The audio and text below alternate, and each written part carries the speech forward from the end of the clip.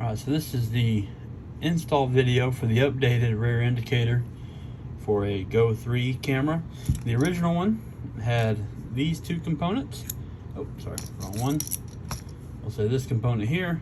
And what would happen is that this piece would not fit quite correct over the lens and could possibly come off, which kind of negates the whole usefulness of this. Anyway, it's pretty simple. Take your GO 3 out, remove the lens, and then we're going to use this right here. Put our lens back on, center that up as best you can. And once you get it on there a little bit, then you can kind of turn the camera with it to help you tighten it up. Should free spin just like that.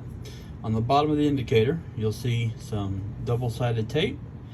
Just undo this right here. Pull that off like so.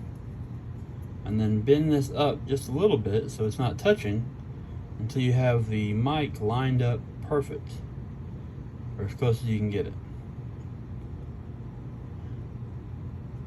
And then apply pressure. Hold it down good and tight.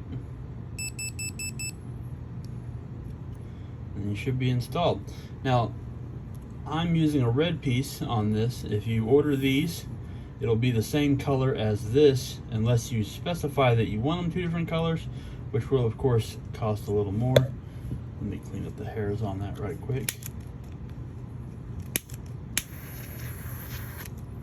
Anyway, so this piece here, what you do is you just take this. Nope. You see how it's textured on this one side? So flip that over so that the somewhat smooth side is towards the top. Anyway, put that on just like so, and it should snap down in those holes that's on the front of the mount nice and tight. So now you have your lens guard right here, and then you have your rear indicator like so. And when you go to remove it, if you need to remove it to replace the lens, then you can just get a finger under here and pull this red piece back up, and it should pop back out of that. So you can get to the lens and repair it. When you get done, you just snap it all back in place. There you go. Updated design for the rear indicator.